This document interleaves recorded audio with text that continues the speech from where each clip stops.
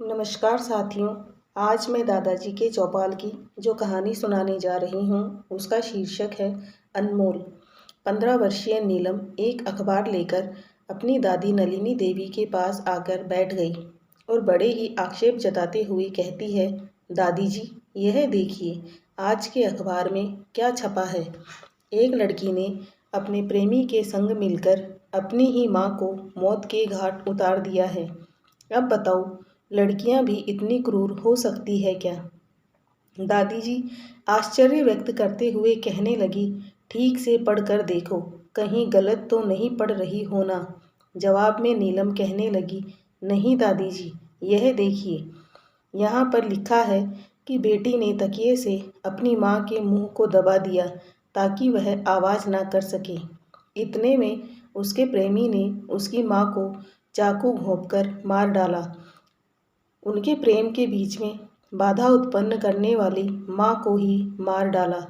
हम तो समझते हैं कि लड़के ही ज़्यादातर कठोर दिल वाले होते हैं और लड़कियाँ हमेशा नरम दिल वाली होती है, और जिनका दिल कोमल होता है वह भला ऐसा कृत्य कैसे कर सकती है। जवाब में दादी नलिनी देवी कहने लगी, बेटा, आजकल पहले जैसे ज़माने नहीं रहे। समय के साथ साथ लोगों में सहिष्णुता की कमी आ गई है। जरूर उसकी माँ उसे टोका टोकी करती थी जो उसे पसंद नहीं था। तुमने देखा नहीं कि एक मोबाइल के खातिर कितना बड़ा हादसा हो गया? वह खबर भी तो अखबार में आई थी। माँ मोबाइल देखने को मना करती है तो गुस्से में आकर बेटी सुसाइड कर लेती है। बेटे को पिता ने डांटा तो बेटे ने आत्महत्या कर ली। पति ने पत्नी को कुछ अनाप शनाप कह दिया तो पत्नी के आत्मसम्मान को ठेस लग गई और पत्नी ने सुसाइड कर लिया।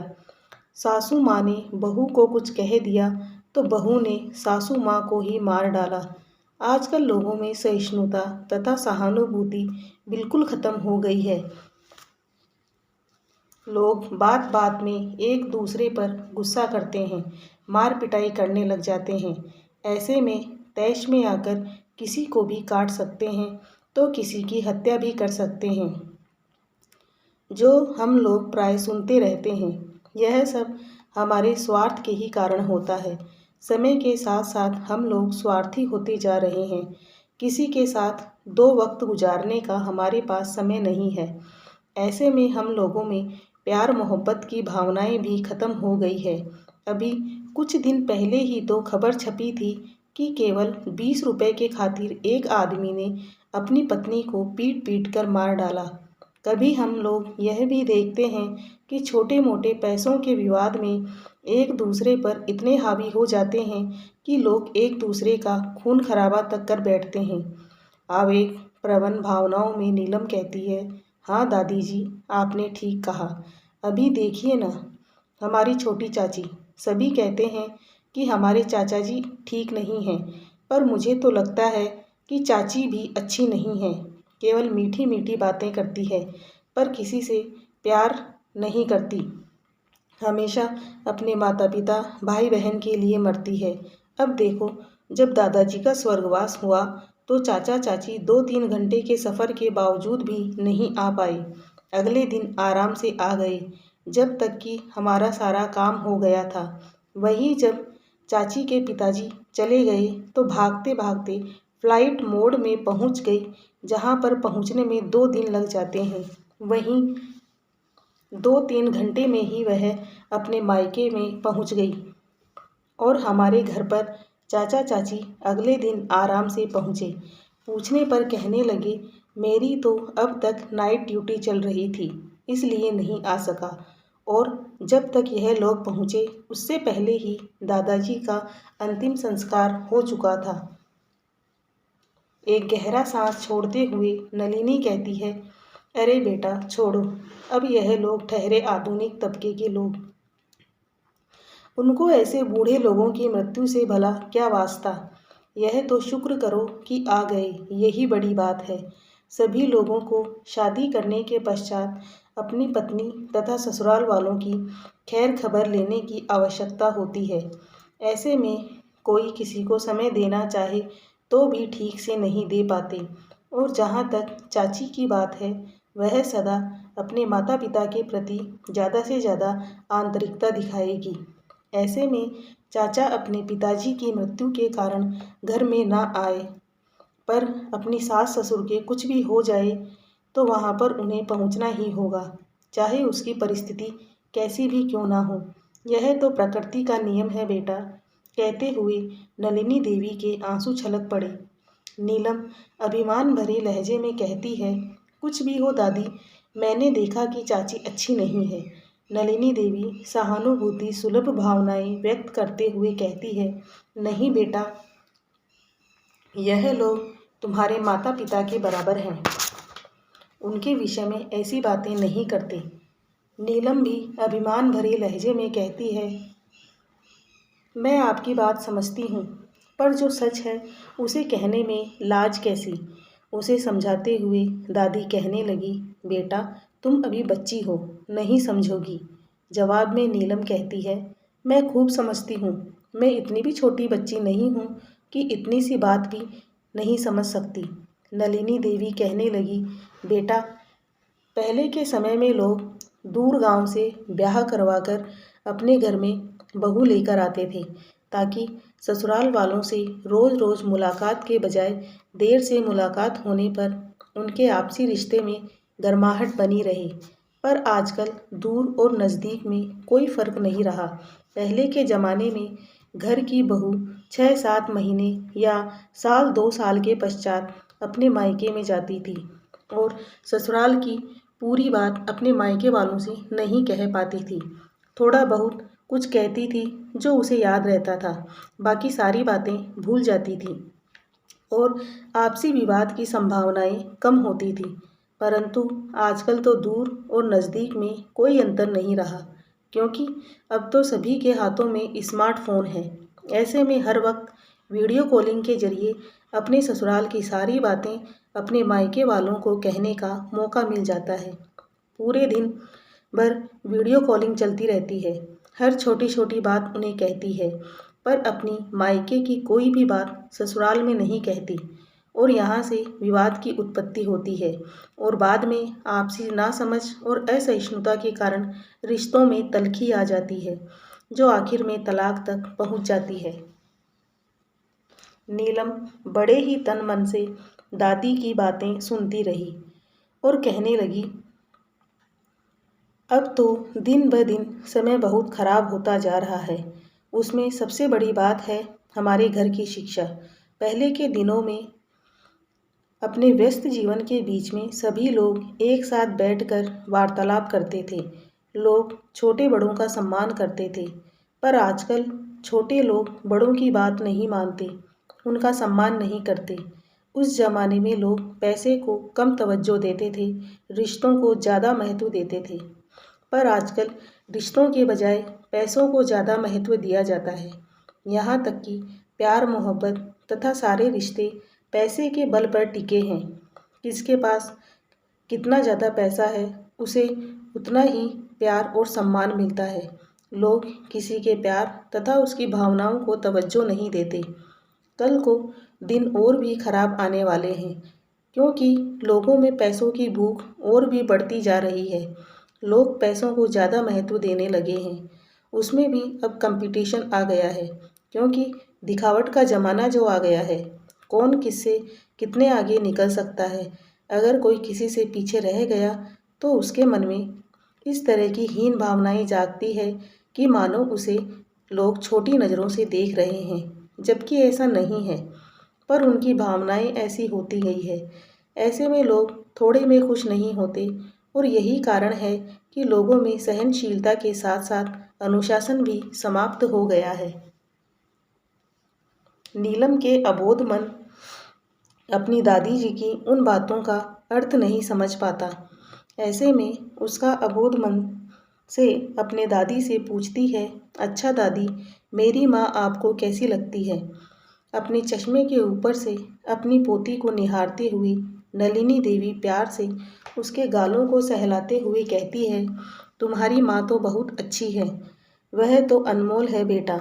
आज तक तुम्हारी माँ ने किसी से भी ऊंची आवाज़ में बात नहीं की, चाहे कोई भी बात हो हमेशा सिर झुकाकर बोलती है, ठीक है माँ जी।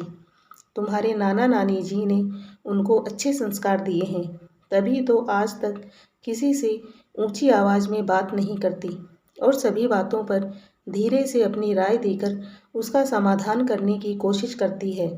पर तुम्हारी चाची कुछ ही दिन मात्र हमारे साथ रही तो पूरे घर को ही सिर पर उठा लिया था। इससे जाहिर होता है कि उसके संस्कार अच्छे नहीं हैं। उनके माता पिता ने नहीं सिखाया कि बड़ों के साथ कैसा बर्ताव किया जाता है। आखिर में अपने माता पिता की शिक्षा और सिखाए गए अच्छे संस्कारों से ही तो बच्चे चरित्रवान बनते हैं। ऐसे में आखिर में बदनामी किसकी होती है? माता पिता की ही होती है। लोग यही कहते हैं कि उनके माता पिता ने सिखाया नहीं है और यह बात सभी को ज्ञात है कि माता पिता अगर अच्छे होंगे तो बच्चों का चरित्र भी अच्छा होगा। अगर बीज अच्छे होंगे तो फल भी अच्छे होते हैं। नीलम अपनी दादी जी की कई बातों को लेकर सोचने लगी। दादी जी की बातें बिल्कुल सही हैं।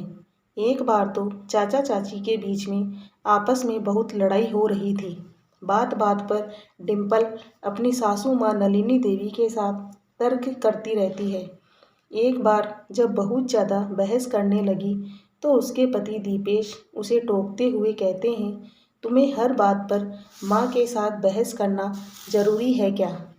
तुम शायद तुम्हारे माँ से भी इसी तरह लड़ाई करती होंगी। तुम्हारी माँ ने तुम्हें कुछ सिखाया नहीं है क्या? हर बात पर लड़ाई करना ज़रूरी है। तुम भाभी जी को ही देखो, माँ जी उन्हें जो भी कहती है भाभी जी को वही बात कहती है, पर वह तुम्हारी तरह लड़ती नहीं है। अगर तुम इस तरह से हमेशा लड़ाई करती रहोगी तो तुम्हें लोग और भी खराब कहेंगे, जो तुम्हें भी बहुत बुरा लगता है। तुम चाहो तो अपने स्वभाव को बदल सकती हो, पर तुमने तो प्रतिज्ञा कर रखी है कि अपने आप को बदलने की कोशिश नहीं करोगी और तुम हमेशा सभी से ऐसा ही बर्ताव करती रहोगी। कल को तुम्हारी बेटी भी तुमसे ऐसे ही सीखेगी और जब उसकी शादी होगी तो वह भी तुम्हारी तरह हमेशा सबसे लड़ाई झगड़ा करती रहेगी, क्योंकि बेटियां तो हमेशा अपनी माँ से ही सीखती हैं ना, जैसा कि तुमने सीखा है।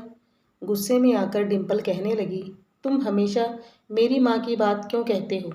जवाब में दीपेश कहता है, बेटियां हमेशा अपनी माँ से ही तो सीखती है और जैसा उसकी माँ का आचरण होता है वैसा ही बेटी का भी आचरण होता है। ऐसे में सभी यही कहेंगे जैसा कि मैं कह रहा हूँ। कल को हमारी बेटी के लिए भी लोग ऐसे ही कहेंगे। गुस्से में आकर डिम्पल कहने लगी, मैं तो यहाँ पर नहीं रहूँगी, मुझे तो इस माहौल में दम घुटता है। जवाब में दीपेश कहता है, हाँ जाओ, तुम्हारा तो यहाँ पर दम ही घुटेगा। तुम्हारी माँ जिस तरह घर में हमेशा लड़ाई झगड़ा का माहौल बनाकर रखती है, तुम्हें भी वैसा ही माहौल पसंद होगा। हमारे जैसा शांतिपूर्ण परिवेश तुम्हें पसंद नहीं आएगा। तुम्हारी माँ तुम्हें हमेशा ऐसे ही सिखाती रहती है। अगर तुम्हें हमेशा तोते की तरह सिखाते रहना है तो तुम्हारी शादी ही क्यों करवाई? जीवन भर तुम्हें अपने पास ही रख लेती। बेटी तमन्ना अपने माता पिता के झगड़ों को सुन रही थी कि नलिनी देवी वहाँ पर आ गई और कहने लगी, अरे बेटा, बच्चों के सामने इस तरह से नहीं लड़ते। बच्चे यही तो सीखते हैं, कल को यह भी वैसी ही होगी। तुम लोग बच्चों के सामने इस तरह से लड़ाई मत किया करो। अपनी सासू माँ की बातों पर तीखी प्रतिक्रिया व्यक्त करते हुए डिम्पल और भी ज़्यादा भड़क उठी और खूब चिल्लाने लगी तथा अपने कपड़े लत्ते बैग में भरकर घर से निकलने लगी। घर से निकलते समय बेटी तमन्ना का हाथ पकड़कर खींचते हुए कहने लगी, चल। इतने में बेटी तमन्ना कहती है, नहीं, मैं नहीं जाऊंगी, मैं तो अपने पापा के साथ रहूंगी। कहते हुए 4 वर्ष की तमन्ना लपक कर अपने पिताजी से लिपट जाती है। गुस्से में आकर डिम्पल कहती है, पापा जी की बच्ची, तुझे तो मेरे साथ चलना है कि नहीं? तमन्ना फिर से जवाब देते हुए कहती है। इतने में दादी नलिनी देवी वहाँ पर आकर प्यार भरे लहजे में तमन्ना को कहती है, बिटिया क्यों जिद करती हो? हमारी अच्छी बिटिया तमन्ना जिद नहीं करती, अपनी माँ के साथ जाओ। पर तमन्ना एक ही बात कहती है, नहीं, मैं नहीं जाऊँगी। ऐसे में नलिनी देवी अपनी बहू को कहती है, तुम चिंता ना करो, तमन्ना मेरे पास रहेगी, उसे कोई मुश्किल नहीं होगी। इतना कहने पर तमन्ना लपक कर अपनी दादी से लिपट जाती है। डिम्पल एक झटके में घर से निकल जाती है। डिम्पल सीधा अपने मायके में जाकर अपनी माँ से ससुराल के विषय में बहुत सी शिकायतें करती है। इतने में डिम्पल की माँ नताशा कहती है, यह सब बात तो तू मुझे फ़ोन पर ही बता सकती थी। जवाब में डिम्पल कहती है, बताई तो थी, पर मैं जब भी तुमसे बात करती हूँ तो दीपेश टोकता है। ऐसे में फ़ोन पर मैं ज़्यादा कुछ नहीं कह सकती, तो सोचा कि मैं खुद ही क्यों ना चली आऊँ। डिम्पल अपने मायके में चली गई तो माँ नलिनी देवी धीरे से अपने बेटे दीपेश को कहने लगी, बेटा, घर में बहुत सी बातें होती रहती है, पर उसे तूल देने की बजाय शांत रहकर सुलझाने की ज़रूरत होती है। तू अपने मन को शांत करते हुए बहू को फ़ोन करके घर में आने के लिए कह दे, ताकि बेटी तमन्ना को तकलीफ़ ना हो। आजकल तो बड़ी से बड़ी मुसीबत की जड़ यह फ़ोन है। पहले के समय में फ़ोन नहीं होते थे, अतः जब चाहे बहुएं अपनी माँ से बातें नहीं कर सकती थी। आजकल तो यह फ़ोन एक बीमारी की तरह हो गया है कि माएँ हमेशा अपनी बेटी के साथ फ़ोन पर बातें करती रहती है और उसे तरह तरह की सलाह देती है। उन सलाह की वजह से बेटी के संसार बंधे रहने की बजाय टूट कर बिखर जाते हैं। दीपेश अपनी बेटी तमन्ना के साथ घर पर अपने काम में व्यस्त रहता है। तभी डिम्पल की माँ नताशा का फ़ोन आ जाता है। नताशा अपने दामाद को बहुत सी अनाप शनाप बातें कहने लगी और बार बार अपनी बेटी के तलाक की बात करने लगी। ऐसे में दीपेश को गुस्सा आने लगा। काफ़ी देर तक नताशा की बात सुनने के पश्चात दीपेश कहने लगा, आप मेरी सासू माँ हैं, मेरी पत्नी नहीं हैं। आप कौन होती है हमारे पति पत्नी के बीच में दखल देने वाली? हमारे पति पत्नी के बीच की बात हम दोनों समझ लेंगे। आपको हमारे बीच में पंचायती करने की आवश्यकता नहीं है। आप अपने घर को संभालिए, हम अपने घर को खुद संभाल लेंगे। पर नताशा अपनी जिद पर अड़ी रही और अपनी बेटी को लेकर कोर्ट में चली गई।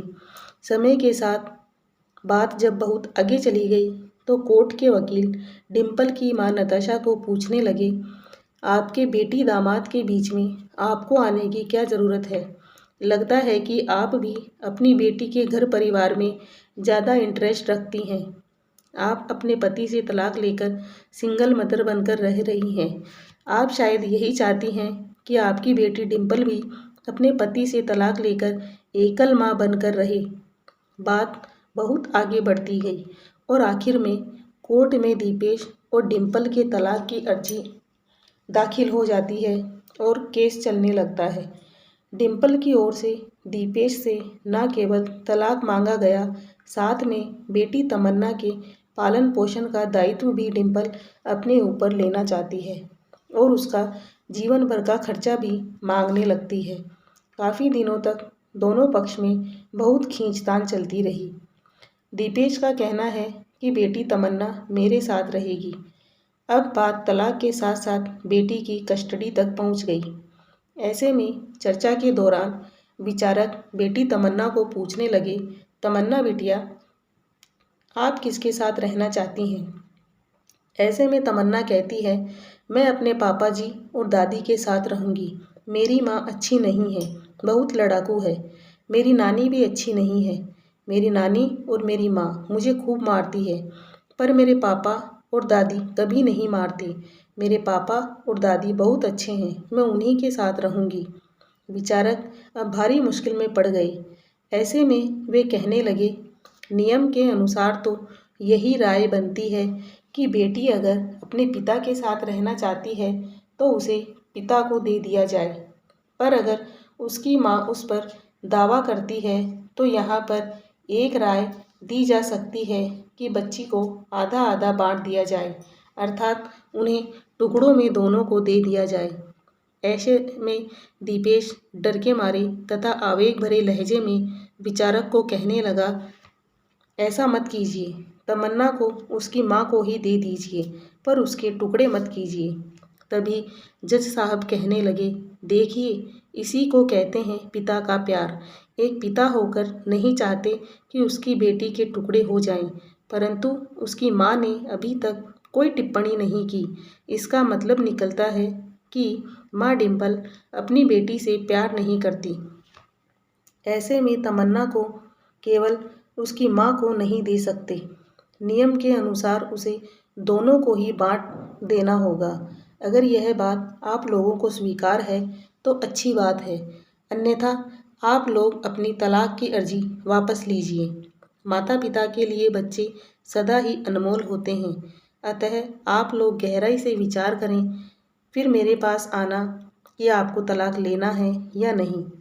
ऐसे में नलिनी देवी मन ही मन कहने लगी, ईश्वर ने मेरी सुन ली है और समय के साथ साथ दीपेश और डिम्पल की तलाक की अर्जी खारिज हो जाती है। पर यह लोग अब अपने घर के बजाय अलग से शहर में रहने लगे।